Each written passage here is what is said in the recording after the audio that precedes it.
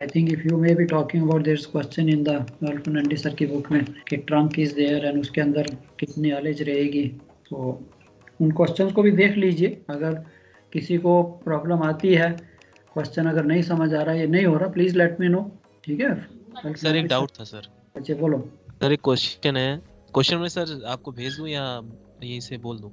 पढ़ो। Sir tank of length 30 metre 18 meter and depth 24 meter is to be loaded at 26 degrees Celsius. Okay. A minimum ullage of 1 meter is required to be maintained during the voyage with a maximum expected temperature of 33 degree. Okay. Given the density of oil vacuum 0.820.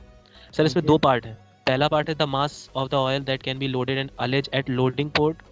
दूसरा part है ullage during the voyage if the temperature unexpectedly rose 39। Sir इस question तो कर लिया है, लेकिन इसमें जो बी पार्ट है उसमें अलेज जो आ रही है वो 1 मीटर से लेस आ रही है, लेकिन क्वेश्चन में कह रहा है a minimum ullage 1 metre is required to be maintained. अब ये नहीं समझ में आ रहा है कि जो बी पार्ट है वो कम्प्लीटली अलग है कि उसी में इंक्लूड है। नो, उसी में होगा। सो एक काम कीजिए, इसको भी ग्रुप में डाल दीजिए क्वेश्चन को। ठीक है, हम इसको अगर आपने कर लिया so at least for everyone's knowledge कि वो भी देख लेंगे। नहीं, सेकेंड मिनट के ग्रुप में, या 50 metre by 18 by 24 is to be loaded at 26 minimum ullage. I think ये क्वेश्चन हमने किया नहीं है, आई थिंक किया है। टू बी मेंटेन, मेरे को फेमिलियर लग रहा है, during the voyage with the maximum expected temperature 33। Similar ऐसा किया है सर, सिमिलर है, उसमें शायद 3.4 था अलेज मेंटेन करनी थी। यस सर, पर अनएक्सपेक्टेडली रोज टू ऐसा सर क्वेश्चन किया है कि वॉइड में अनएक्सपेक्टेडली रोज। चलो डोंट वरी, आई थिंक इसके similar I have question today, उसको देखते हैं, अटेम्प्ट करेंगे। सो चलो उस क्वेश्चन को भी देख लेंगे बच्चे। सो उससे पहले थोड़ा सा आई थिंक मैं क्वेश्चन 14 है आपका शायद, वैसी सेम 14 ना, या box shape tank 30 by 18 by 20 meter to be loaded 25 minimum mileage of 3.7 required to be maintained during voyage, maximum temperature 35, given density, mass, ullage and ullage if the temperature unexpectedly rises to, यहाँ पे हमारी allege 3.5। आपका बच्चे क्या doubt था कि ullage is coming less than 1 metre? ये sir जब हम 39 पे निकाल रहे हैं तो अलेज 1 मीटर से कम आ रही है, 1 डिग्री से कम है। सर मैच भी कर लिया 2-3 लोगों से, आंसर यही आ रहा है। कोई बात नहीं, सो डोंट वरी। उसमें क्या हुआ है कि yes, now he said that, आपको यहाँ उसने कहा कि minimum ullage of 1 metre is required to be maintain, पहले उसने यही कहा था, isn't it? And then they expected, they expected maximum temperature to be how much? Sir 39 degree. Okay, they expected 39 degree and suddenly temperature went to 44 or how much? No sir, पहले 33 था फिर 39 हुआ है। Yeah, expected temperature was 33, isn't it? And then finally suddenly the temperature went to 39. Never mind, अगर allege आपकी 1 metre से कम आएगी। क्यों? कि हमने 33 मीटर टेम्परेचर इंक्रीज किया तो जाहिर सी बात सर वॉल्यूम भी इंक्रीज करेगा, तो करेक्ट। सो 33 पे हमने यस कि 33 पे हमने था कि expected temperature was 33, so the load port पे I loaded the oil according to expected temperature of 33।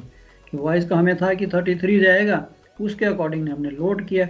अब सडनली टेम्परेचर जो है 33 से 39 चला गया है, तो डेफिनेटली अलेज जो है 1 मीटर से कम आएगी। उसमें कोई नथिंग टू वरी कि कम भी आती है। So examiner wants to see, because आपको थोड़ा शॉक लगेगा और थोड़ा सा कहीं कंफ्यूजन भी हो जाएगा कि यार 1 मीटर मिनिमम वॉइस में चाहिए थी, अब ये 1 मीटर से कम हो गई, तो पता नहीं मैंने क्वेश्चन गलत कर दिया। नो, जब टेम्परेचर 39 जाएगा, मैं कहता हूँ उसी टेम्परेचर को मैं कहता हूँ 42 चला गया, डेफिनेटली अलेज जो है और भी कम हो जाएगी, isn't it?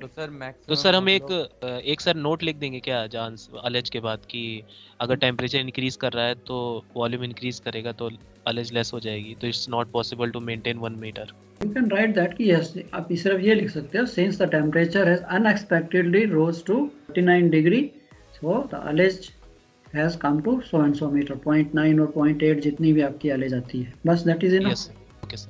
ज़्यादा डिटेल, जितनी हम ज़्यादा डिटेल लिखेंगे उतना कन्फ्यूजन। सिंस द अलेज अगर आपको लगता है, वैसे तो नहीं है, उसने पूछा क्योंकि find out the ullage if the suddenly temperature expectedly goes to 39 और 44 व्हाटएवर टेम्परेचर इट गोज। ठीक है, हो सकता है, today you never know, you can't predict the weather, so we expected 33। इसीलिए जो है ना हम बच्चे 98% लोड करते हैं, दैट्स वाई द 98% का ये फॉर्मूला निकाला है कि 2% all the time you keep for expansion, कि आपका होगा ज़्यादा से ज़्यादा अगर कुछ होता भी है सडनली टेम्परेचर, सपोज चलो हाइपोथेटिकली हम एज्यूम भी कर लेते हैं, आजकल वेदर का कुछ पता नहीं है, ग्लोबल वार्मिंग और क्लाइमेट चेंज करके यू नेवर नो कब क्या हो जाए। सपोज मैं आपको यही पूछता हूँ कि टेम्परेचर चलो 44 चला जाता है, क्या एक्शन लोगे आप बताइए। चाहे डोंट थिंक कि मैं अब थर्ड ऑप्शन हूँ सर, मैं तो सेकंड ऑप्शन हूँ, नो, आपके पास भी बच्चे उतना ही ब्रेन है, सोचने में क्या जाता है, क्या करेंगे। एक बार क्वेश्चन फिर से रिपीट कीजिए सर। क्वेश्चन रिपीट कर दिया। या जैसे आपने कहा ना कि आपने लोड किया 33 के लिए, अब उसने कहा कि यार वॉइस में अनएक्सपेक्टेडली टेम्परेचर जो है 39 चला गया, ठीक है आप टैंकर पे, सपोज मैं कहता हूँ 39 की बजाय 45 चला जाता है। अब आपको पता है 45 में अलेज जो है एकदम से ऊपर आने वाली है, अलेज कम होने वाली, तेल एकदम से ऊपर आने वाला है, हो सकता है कि तेल आपकी आईजी लाइन में भी आ जाए, तो क्या करेंगे आप? Yes sir. कुछ सीमेंटशिप सर थोड़ा पंप आउट कर देंगे सर। है ऑयल पंप आउट कर देंगे, लगा के रखेंगे। नहीं सर वो नहीं करेंगे, लेकिन बस कूल योर डेस्क थोड़ा सा ऑयल ट्रांसफर कर देंगे दूसरे टैंक में। इफ पॉसिबल, अगर आपके पास वो है, बिकॉज आपके सारे टैंक्स आर फुल लेंथ, तो simple is we what we do the tanks को कूल कर दीजिए डेक वाटर से। टेम्परेचर है ना, पानी का टेम्परेचर तो 45 नहीं जाएगा, देखो हमने मैथ में भी पढ़ा है ना, पानी का टेम्परेचर नहीं जाएगा आपका, एटमॉस्फेरिक टेम्परेचर को, सन है सडनली बहुत ज़्यादा गर्म हो गया, आपकी डेक्स को उसने गर्म करना शुरू कर दिया, हम डेक्स को कूल कर देते हैं, हमने फोम मॉनिटर चलाइए, let the decks get cooled, right.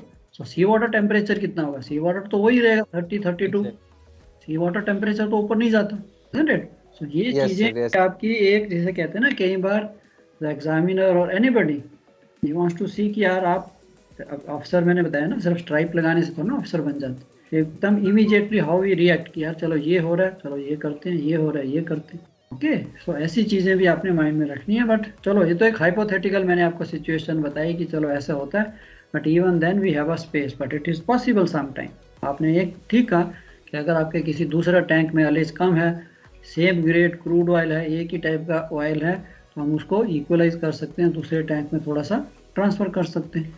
One very good this thing कि हाँ सर ठीक है, कहीं पे भी हो सकता है, अगर स्पेस है तो वहाँ करता हूँ, नहीं है तो फिर वर्स्ट कम्स वर्स्ट, लास्ट है कि सर डेस्क को ठंडा रखते हैं, दिन में ही है, रात को तो वैसे ही ठंडा हो जाएगा, it is only day time few hours, when the sun goes down फिर तो टेम्परेचर ऑटोमेटिकली नीचे आ जाएगा कि नहीं। सो ये चीज़ आपके मन में आनी चाहिए, कुछ भी कुछ, यानी चुप नहीं रहना, चाहे ओरल में कुछ भी पूछे, basically these are the very basic general knowledge और सीमेंटशिप जिसे हम कहते हैं कि सर कोई बात नहीं, ये होगा, I will transfer the oil if possible. He says अच्छा भाई कोई स्पेस नहीं है sir, last of all okay I will try to keep the desk cool. चलो ओके गुड। एक क्वेश्चन करते हैं, कौन सा था, 16 तो हमने कर लिया था, या ये वाला 18 मिनट्स वाला कर लिया था। दिस इज अनदर वन, आज मेरे को एक ये और एक आपको ट्रायंगुलर वाला कराना है। सो इसको लिख लीजिए, box shape fuel tank so and so, ullage 10.3 temperature, and इस टैंक के अंदर पानी भी है, water cut off 4 centimetre, 8 metric ton of bunkers received in this tank. आपने कैलकुलेट करना है कि बंकर रिसीव करने के बाद, ये 937 टन बंकर रिसीव करने के बाद आपके ऑयल का टेम्परेचर 48 डिग्री आ गया, दैट मीन्स गर्म तेल लोड किया, पहले 12 डिग्री था, अब जो बंकर बाज ने हमें तेल दिया वो ज़्यादा गर्म था। The allege port is located 7, density आपको दी है, आपने उसकी अलेज निकालनी after you receive this bunkers, लिख लीजिए, फिर इसको अटेम्प्ट कीजिए। सर ये जो अलेज 10.3 मीटर दिया, ये वो water cut off 4 centimetre included है, मतलब उसमें ओके ऑफ कोर्स। देखो आप इमेजिन कीजिए, आप साउंडिंग टेप लेके जाते हो या कुछ भी लेके जाते हो, आप अलेज लेते हो, तो मेरा तो अलेज तो ऊपर ही मिलेगी, कि ऊपर एम्प्टी स्पेस इतनी है। अब ये जो है 10.3 is total oil plus water, okay. Excuse me sir. हाँ जी बच्चे बोलो। सर इसमें जो पहले ऑयल है उसका अगर हम जब मास निकालेंगे तो उसमें से हमें पहले 4 सेंटीमीटर माइनस करके तो निकालना पड़ेगा ना, तो वेट ऑफ ऑयल। क्या बच्चे, जो आपका पहले आप 10.3 से निकालोगे that will be TOV, total observed volume आ जाएगा, उसमें से आप पानी का जो वाटर कट है उसको माइनस कर दीजिए, तो आपके पास GOV आ जाएगा, ठीक है। सो 10.3 मीटर से आपने TOV निकाला, 4 सेंटीमीटर का भी आपने कैलकुलेशन किया कितना पानी है, that is free water, so TOV minus free water you get GOV। अब आपके पास से GOV आ गया, इस GOV को अगेन मैं GSV निकाल सकता हूँ, isn't it, multiplied by VCF। अब आपने 937 मेट्रिक टन लोड किया, इसका भी मैं GSV निकाल लेता हूँ, तो टोटल GSV हो गया, पहले वाला जो GSV प्लस जो रिसीव किया है, अब इसमें आपने दोबारा से पानी ऐड कर देना जितना था, तो ये आपके पास टोटल वॉल्यूम आ जाएगा, एक्सक्यूज मी सर, इसमें पहले वाले केस में जीएसवी निकाल के उसके बाद डब्ल्यूसीएफ निकाल के उसके बाद उसका मास निकाल के दोनों को मास भी प्लस कर सकते हैं, दोनों के जीएसवी प्लस करने में कर सकते हैं बच्चे, किसी तरह से क्या कर सकते हैं आप, मास से भी कर सकते हो, आप वॉल्यूम से भी जीएसवी निकाल लीजिए, दूसरे वाले का भी जीएसवी निकाल लीजिए। एंड फिर जब आपका टोटल जीएसवी आ गया, मेरे को एक्चुअली वॉल्यूम निकालना है 48 पे, इजंट इट? फाइनल टेम्परेचर 48 है कि यार जब टेम्परेचर 48 हुआ तो मेरे टैंक में ये जो पहले वाला तेल था प्लस जो मैंने रिसीव किया उसका वॉल्यूम 48 पे कितना हो जाएगा, क्योंकि पहले वाला तेल तो 12 डिग्री पे था। 937 मेट्रिक टन मैंने लोड किया। अब ये दोनों तेल जो है मिलके जब इनका टेम्परेचर 48 आया तो 48 डिग्री पे मेरे टैंक में कितना वॉल्यूम हो जाएगा। तो ये तो दो तो हो गए तेल, दैट इज जीओवी, प्लस ये जो आपने रिसीव किया प्लस 4 सेंटीमीटर पानी, इसको भी ऐड करेंगे तो आपके पास टोटल वॉल्यूम आएगा। बस उसके बाद आपने आलेज निकालनी। I hope understood. मास से भी कर सकते, उस तरह से करते उस तरह से भी, जो आपको इजी लगता है। फिर तो ये वो पहले टीओवी निकालना फिर उसके बाद वाटर का निकाल के सब्ट्रैक्ट करने से अच्छा है ये 14.5 और उनको प्लस करके 10.3 से माइनस कर दें और 4 भी प्लस कर देंगे 4 सेंटीमीटर भी, तो वही वॉल्यूम आ रही है, जीओवी वही आ रही है। करेक्ट, क्योंकि सर एरिया तो सेम है। बहुत हो जाएगा। करेक्ट। Excuse me sir. हाँ बच्चे बोलो। सर आंसर 6.76 आ रहा है मेरा और आपका 7. चलो कोई बात नहीं, देखते हैं। Okay, not so bad. May be sir VCF में इंटरपोलेशन सही से नहीं किया हो सकता है, कई बार फर्क पड़ जाता है यार। करने दीजिए, क्यों करने दीजिए, फिर देखते हैं, फिर सोल्यूशन देखते हैं। सर मेरा भी थोड़ा सा डिफरेंट आ रहा है। चलो कोई बात नहीं, चलो 6.45 सर। 45 तो ज्यादा डिफरेंस आ गया। 6.73 आ रहा है। क्या इंटरपोलेशन में ऊपर नीचे थोड़ा सा हो गया। कोई बात नहीं, देखते हैं अभी। जितना बच्चे अपने आप करते जाओगे ना, इसी के लिए कि अगर हर चीज आप देखोगे फिर आपको लगता है ठीक है, कोई बात नहीं, इस स्टेज पे गलती होगी फिर फिर ये गलती एग्जाम में नहीं होगी, चाहे इंटरपोलेशन में हो चाहे किसी भी उसमें हो। तो जितनी गलतियां यहाँ क्लास में हो रही है, आई एम वेरी श्योर ये गलती आप रिपीट नहीं करोगे। चलो हो गया सबका, देखें, ठीक है, ये लीजिए। मेरा भी 6.76 आ रहा है। चलो कोई बात नहीं, ये देखते हैं। चलो हो सकता है, मैं भी चेक करता हूँ। इनिशियल अलेज आपकी 10.3, therefore sounding height of tank plus height of ullage pipe minus the ullage, this is 14.5 plus 1.1। ये आपकी बेसिकली आ गई height of oil 5.73, water cut 0.04 metre 4 centimetre. Initial TOV मेरे टैंक में कितना आ गया, 20 × 16 length into breadth into height of oil 5.37, 8.4 metre cube. Volume of free water वो भी मैंने कैलकुलेट कर लिया, length breadth into centimetre 0.04, 12.8 cubic metre मेरे टैंक में पानी है। अब वो फ्री वाटर को मैंने माइनस किया टीओवी में से, 1718 माइनस 12.8, 17 यहाँ तक ठीक है। 05 यस सर हम डायरेक्ट जीओवी निकाल सकते थे ना, वो पानी वाटर को सेपरेट करके। या वाटर को हम देखो ना, हमने वाटर को सब्ट्रैक्ट किया, तो आप वाटर को किसी ना किसी तरह से तो सब्ट्रैक्ट करना ही है हमें। नहीं सर, अगर हम यहाँ पे 5.33 डायरेक्ट सर डायरेक्ट। या 5.37 को आप कम कर रहे हो 4 सेंटीमीटर। यस सर, ठीक है, तभी वही आएगा 1705। सर एरिया तो सेम ही है, तो 2 स्टेप कम होते हैं। हाँ सर, एरिया ब्रेड सेम है, तो हम डेप्थ डायरेक्ट पहले सब्ट्रैक्ट कर लेंगे, तो डायरेक्ट हम जीओवी एट 12 डिग्री सेल्सियस पे निकाल लेंगे। करेक्ट बच्चे, बट आपको ये वॉल्यूम तो हमें निकालना ही है, बिकॉज बाद में मेरे को ऐड अप करना है सर लास्ट में। ये बाद में तो वॉल्यूम ऐड होगा ना, 12 मीटर क्यूब पानी तो ऐड होगा तभी फाइनल अलेज मिलेगी। तो इसीलिए इनका डिफरेंस आ रहा है। कोई बात नहीं, हमें एक देखना है जो भी मेथड मेरे को सही लगता है और शॉर्ट है, लंबे वाले मेथड को अवॉइड करना है। अब मैंने VCF निकाला 12 डिग्री पे 1.0023, आपका कितना आया VCF? इतना नहीं आया 12 डिग्री पे सर। VCF तो इतना आया, बट डाउट ये है कि क्वेश्चन में सर बंकर ऑयल की डेंसिटी दी है 0.878, बट जो टैंक में पहले से ऑयल है उसकी डेंसिटी क्या है ये कहाँ पता है? ओके कोई बात नहीं, बंकरिंग इतने रिसीव्ड यूजिंग STM कैलकुलेट। बच्चे ये डेंसिटी सेम है, बट ये हमें पता नहीं है ना। या सर हम सेम डेंसिटी का ऑयल ले रहे हैं दोबारा। यस तो it will be density same. अगर आपको ऐसा क्वेश्चन आपको डाउट लगता है, आप लिख सकते हो assuming density of the oil which is already in the tank is also same. Yes sir, तो ये अज्यूम करना पड़ेगा, एग्जाम में कंफ्यूजन है ये। अदरवाइज तो आप कर ही नहीं सकते ना, इसका मास भी कैसे निकालोगे?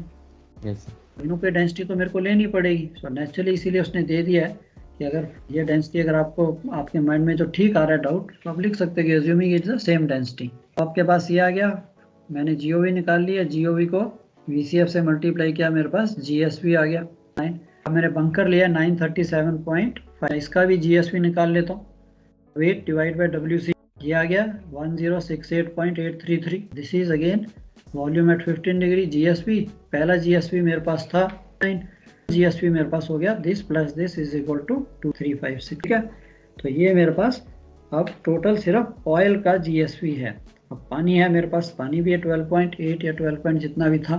तो पहले मैं इस जीएसपी को हैंडल करूंगा, ऑयल को ही हैंडल करूंगा, बिकॉज बंकरिंग के बाद टेम्परेचर जो है वो 48 हो गया, तो मैं इसका 48 पे वॉल्यूम निकालूंगा। Final temperature after bunkering is 48, VCF at 48। I hope same 9750 तो आ गया इसका VCF भी। डेंसिटी हमने वही ली है। मेरे पास GOV at 48, total GSV divide by VCF at 48 will give me the gross observed volume at 48 की जो दोनों तेल मैंने रिसीव किए उनका वॉल्यूम 48 डिग्री पे 2849.595। वाटर देखा है 12.8, ये पानी हम इसमें ऐड कर देते हैं। TOV 48 plus 12. ये अब मेरे टैंक में कॉल द TOV, ये टोटल वॉल्यूम है मेरे टैंक में। अब ये आसान है, divide by area, length into breadth, आपके पास हाइट ऑफ ऑयल आ गई। हाइट ऑफ ऑयल को माइनस कीजिए 6.7। अब कहाँ पे आपका फर्क आ रहा है? 0.4 वाले बच्चे कहाँ पे था आपका फर्क, कहाँ पे आया पता लगा कुछ? VCF में सर आ रहा था, हो गया। ओके सर एक बार फिर से सर बैक करके एक बार दिखा दीजिए पीछे से, सर, शुरू से सॉल्यूशन। ये लीजिए। क्वेश्चन एक बार दिखाइएगा सर। अभी क्वेश्चन ही नहीं लिखा है। 5 फिर मिस कर दी। Excuse me sir. हाँ बच्चे बोलो। सर ग्रुप पे एक क्वेश्चन भेज रहा हूँ, बस उस पे गाइड कर देते। कौन सा एलिज 1.139 कौन सा है? कार्गो लोडिंग B पर 0.78 एलिज। ठीक है बच्चे, इसमें 2 ऑयल लोड किए उसने, ठीक है। यस सर, डिफरेंट ग्रेड्स के। या तो दोनों की उसने डेंसिटी आपको दे दी है नीचे। Estimate and allege completion of blending from allege port located 106 above the tank top. Temperature sir तो पहले हमें दोनों की जीएसपी निकालनी पड़ेगी, राइट? या तो दोनों ऑयलर्स की दोनों वो निकालिए। वैसे तो ये क्वेश्चन थोड़ा सा ट्रिकी है, बिकॉज नाउअडेज वैसे तो अगर ब्लेंडिंग होगी तो डेंसिटी चेंज हो जाएगी। यस सर, वही। So blending is not allowed nowadays. We don't do blending on board. It is done ashore. So किनारा में वो मिक्स करके फिर वो आपको loading is done normally on the ships. ठीक है, पहले हम करते थे अरब हैवी अरब लाइट, ठीक है, लोड किया, बट उससे आपको you cannot calculate the correct density. Okay, but यहाँ पे उसने डेंसिटी दी है। He is assuming that और आपके ऑयल्स हैं वो सेपरेट हैं दोनों। तो दोनों को आपने GSV निकालिए अलग अलग डेंसिटी से, अलग अलग से उसका टोटल वॉल्यूम निकालिए, and then estimate the allege on completion of blending from the allege port. So similar जैसे यहाँ पे आपके पास तेल था, आपने यहाँ पे कुछ लोड किया है, इसका कितना आपका पास आंसर आया? चलो आज नहीं, give me, I have this question, इसका मैं आंसर मैं भी कैलकुलेट करके रखूँगा, तो नेक्स्ट जब मिलेंगे तो देखेंगे इसको। Okay, but basically it is 2 oil है, उनको सेपरेटली लोड कीजिए एंड सेपरेटली उनका GSP निकालिए एंड फिर फाइनल टेम्परेचर पे GOV निकालिए। तो सर आप कह रहे हो कि पहले दोनों पे, एक का तो वेट दिया है डायरेक्टली, तो डायरेक्ट WCF से करके GSV आ जाएगा। एक का हमको वॉल्यूम दिया हुआ है तो हम VCF लगा के GSV निकाल लेंगे, और उसके बाद दोनों GSV को ऐड कर लें, और उसके बाद फिर फाइनल टेम्परेचर पे GOV निकाल लें अलग अलग, वो भी अलग अलग ही आएगी। या जब आपने क्या करना है कि पहले देखो, एक में उसने आपको वॉल्यूम दे दिया, एक में वेट दिया है। यस, तो वेट वाला है पार्सल, उसको कंसीडर करते हैं जो भी इट इज ऑयल वेट है divide by WCF, it will give you GSV। Yes sir. Similarly दूसरे का उसने डीजल ऑयल है, उसका उसने आपको वॉल्यूम दे दिया, उसको VCF से कर लेंगे, VCF से मल्टीप्लाई किया, GSV आ गया। दोनों GSV को मैं ऐड अप करता हूँ, मेरे पास टोटल GSV आ गया। Yes sir. अब फाइनल टेम्परेचर वो कहता है the temperature is 7 degree, diesel oil इतने in a tank, and final temperature is 38.5। Temperature 38.5 है पे मैं VCF निकाल लूं। VCF निकालोगे, isn't it? और फिर GOV फाइनल आ जाएगा। फाइनल GOV आ जाएगा। फिर मैं उसको टैंक की एरिया से डिवाइड कर दूं तो अलेज साउंडिंग आ जाएगी, फिर अलेज निकाल सकते हैं। तो आप यहाँ पे एक तो आपके कारपेंटर बहुत लगे हुए लगता है, आप कुछ बड़ा फीचर बना रहे हो लगता है, नहीं तो नहीं सर, वो नेबर में अच्छा, इसमें आपको केयरफुल रहना है। इंडिविजुअल टैंक का आपको वॉल्यूम निकालना पड़ेगा 38.5 पे, इंडिविजुअल ऑयल का, बिकॉज दोनों की डेंसिटी अलग है। अगर तो एक ही टाइप का ऑयल होता फिर तो आप दोनों का GSV ऐड करके बिकॉज आप जब फाइनल 38.5 पे VCF निकालोगे तो दोनों VCF अलग अलग आएंगे। ये सर पर ब्लेंड तो कर दिया ना। हाँ, बट ब्लेंडिंग के बाद डेंसिटी थोड़ा ना दी है उसने, ब्लेंडिंग के बाद डेंसिटी दी है, कितनी होगी 9। हाँ ओके सर, तो अलग अलग जीओवी भी निकालना पड़ेगा और फिर उसको ऐड करना पड़ेगा, फिर अलग जाएगी। ओके सर, सॉल्व करके देखता हूँ, आप आंसर नोट कर लो अगर आपको चाहिए। हाँ, दे दीजिए, मेरे को टाइम मिला तो मैं ऑफ कोर्स, चलो I will keep it in mind. कितना आंसर है आपका? Sir LH 364। ओके। और sir total quantity of oil tank will hold is 45.269 metric ton. ठीक है, चलो पॉपेट तो आपकी एलएच भी आ गई, क्वांटिटी भी आ गई, तो उसको देखते हैं। ठीक है, चलो ये क्वेश्चन हो गया बच्चे सबका 17। Yes sir. Anybody any doubt? चलो गुड। अब एक मैं आपको देता हूँ जिसमें उसने कहा है उसकी शेप जो है, टैंक की शेप थोड़ी सी अलग है। अभी तक तो हम रेक्टेंगुलर टैंक कर रहे थे। Now this is the question, triangular shape tank, उसका बेस 8 × 10 मीटर, हाइट 12, इसके अंदर ऑयल है आपका to be loaded at 20 degree centigrade, minimum LH 0.2 metre at all times, maximum temperature 42। इस क्वेश्चन को भी लिख लीजिए, ये भी आपके पास्ट पेपर्स का ही है, अगस्त 21 में आया है एंड काफ़ी बार रिपीट होता है। Yes sir yes. ये अभिजीत आपका ये जो क्वेश्चन दिया, एनीवे ये क्वेश्चन कर लीजिए। Can you hear me Abhijit? Yes sir. ये बच्चे जो आपने क्वेश्चन दिया है उसमें उसने कहा है कि after blending that means the oils have mixed up, oils are blended. तो इसमें आप फाइनल जो डेंसिटी निकालोगे, आपको इसकी मिक्सचर की या ब्लेंडेड ऑयल की डेंसिटी निकालनी पड़ेगी, फिर आप उसको 38.5 पे जो डेंसिटी आएगी उस डेंसिटी से आप VCF निकालोगे। सर ये फाइनल डेंसिटी कैसे निकालते हैं? वेरी सिंपल, आपके पास GSV है, दोनों GSV हैं आपके पास, दोनों GSV हैं एंड टोटल मास है। सो density is mass divide by total volume at 15 degree centigrade, तो आपके पास डेंसिटी एट 15 डिग्री सेंटीग्रेड आ जाएगी। ठीक है, अगर तो ये ना मेंशन करता ब्लेंडिंग, तो मैंने आपको बताया कि नॉट अलाउड, बट अगर वो बोलता है कि yes, now he says after blending that means oils have mixed up. अब ऑयल मिक्स अप हुए तो उसकी डेंसिटी जो है डेफिनेटली फाइनल जो VCF है वो मिक्सचर की डेंसिटी के साथ ही हमें निकालना पड़ेगा। Total mass divide by total GSV, that will give you density at 15 degree. But ये टोटल मास भी तो निकालना पड़ेगा सर। टोटल मास तो आ जाएगा ना, दोनों का, एक का तो मास दिया हुआ है, दूसरे का आपको वॉल्यूम दिया, उससे मास निकाल लूंगा उसी की डेंसिटी से। Yes sir, total mass divide कर देंगे वॉल्यूम से तो आ जाएगा। या mass per unit volume total sir, mass will give you the density, वो डेंसिटी आप यूज करके फिर यस ट्राई करूंगा सर। इसमें अलग आ रही है 0.49। ओके, ट्राई इस वाला, ये जो सामने है ट्रायंगुलर वाला, ये सर 0.49। 4.5 आया मेरा। 5 और कोई वेरिएशन, रेशो कितनी आई? तो 23.5 आ रही है। को करने दीजिए थोड़ा, 5 मिनट के बाद फिर देखते हैं। तो इसका बेसिकली जो आपका टैंक है that is like this triangular shape tank. इसका उसने कहा दो साइड्स जो हैं 8 metres and base is 10 meters, isn't it? 8 meter by 10 meter and height of the tank is 12 meters. ये आपकी जो उसका ट्रायंगुलर बेस है उसका हम पहले एरिया निकाल लेंगे पाइथागोरस से। ठीक है, तो इसका आ जाएगा एरिया ऑफ ट्रायंगल कितना आ गया आपका, half base into height, half into 10 into 6.245, यही है 31.225 square. Yes sir. Anybody able to calculate this area of the base triangle? ये वाला, ये परपेंडिकुलर आपने ड्रॉ किया, ये 5 metre, one side is 5 metre, this is 8 square, 5 square, 5 square, yeah, this is the particular, this is the base। तो उसका आप under root निकाल लीजिए, तो आपके पास ये आ जाएगा 64 माइनस बाई 25, 64 माइनस 25 जो आया उसका अंडर रूट निकाला तो आपके पास आ जाएगी 45, area half into 10 to 5, 31.225 square metre. Is required 0.2, maximum sounding 11.8, 12 metre tank की हाइट है, इतनी मेरे को ऑलेज चाहिए। So maximum sounding means 11.8। अब मेरे पास हाइट आ गई 11.8, एरिया मेरे पास है, एरिया इंटू हाइट मेरे पास वॉल्यूम आ जाएगा 31.225 इंटू 11.8, इतना वॉल्यूम होना चाहिए एट मैक्सिमम टेम्परेचर पे। अब ये क्वेश्चन वो सिमिलर बन जाता है क्योंकि 42 डिग्री सेंटीग्रेड पे मेरे टैंक में 368 मीटर क्यूब तेल ही होना चाहिए आफ्टर एक्सपेंशन।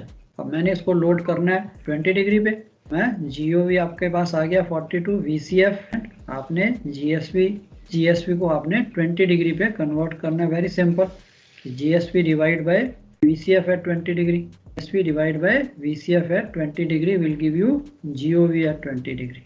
तो ये आ गया आपका 60 divided by VCF at 20 degree 9961 362.241. क्या यही आया GOV at 20? फर्क आ रहा है? नहीं सर, एक बात समझ में नहीं आई थी सर मुझे सर ये जो हम GOV निकालते हैं 20 निकालते हैं सर, जैसे हमने GSV निकाल लिया पहले तो हम उसके हिसाब से लोड नहीं कर सकते, हमें GOV एट लोडिंग टेम्परेचर पे करते हैं क्या? हम मैक्स जो हमारा मैक्स टेम्परेचर है उस पे हम लोड करते हैं? ऑफ कोर्स सर जी, जिस टेम्परेचर पे मैं लोड कर रहा हूँ, अब उसने कहा है कि I am loading at 20 degree, isn't it? So मेरे को 20 डिग्री पे ही उस ऑयल का वॉल्यूम चाहिए कि इस ऑयल का वॉल्यूम 20 डिग्री पे कितना होगा। GSV तो 15 डिग्री पे है, I am loading at 20 degree, so मेरे को 20 डिग्री पे चाहिए। Oil temperature I know it is 20 degree, so 20 degree में उसका वॉल्यूम कितना होगा, keeping those analysis in mind. Sir हम as per GOV at loading temperature load करेंगे। यस, तो हमें GOV at load port temperature में निकालना है कि जब मैं लोडिंग कर रहा हूँ तो मैं अपने टैंक में कितना तेल लोड करूँगा। When I want to stop, उसके लिए मैं एवरेज निकाल लेता हूँ कि भाई इतनी एवरेज आएगी। Okay, you are checking the average from the gauges और विद द MMC, उस पर हम बंद कर देते हैं, that much is the oil temperature, उतना ही है। फिर वो जब मैक्सिमम पे जाता है तो नेचुरली एवरेज कम हो जाती है, यहाँ पे आपकी एवरेज जो है ज़्यादा आएगी। GOV एट 20 आप देखिए 362 है, मीन्स 20 डिग्री पे जब मैं लोड कर रहा हूँ तो मेरे टैंक में 362 मीटर क्यूब ऑयल होना चाहिए, जबकि मैक्सिमम में हमने देखा था 42 पे 36 चला जाता है। तो ये 362 मीटर क्यूब जो है जब ये 42 पे जाएगा तो 368 बन जाएगा। इसके हिसाब से 362 ही मैं लोड करूंगा 20 डिग्री पे, उसकी मैं एवरेज निकाल लेता हूँ 399। आपकी कितनी आई थी? 0.45। एवरेज आ गई 12 minus 11.60 metre. And ratio of empty to filled space is, empty space है 0.39 इज टू 11.601। अगर इसको मैं दोनों को 0.399 से डिवाइड करता हूँ इसको 1 बनाने के लिए, सो 1 इज टू। ठीक है, क्लियर एनीबॉडी? चलो हो गया बच्चे सबका, क्या कहते हो? चलो यार, कहाँ चले गए आप? सर क्लास में है, यहीं पे आपका जो आंसर फर्क आ रहा है व्हाट्सएप पे क्यों जा रहे हो? चलो आई होप क्लियर।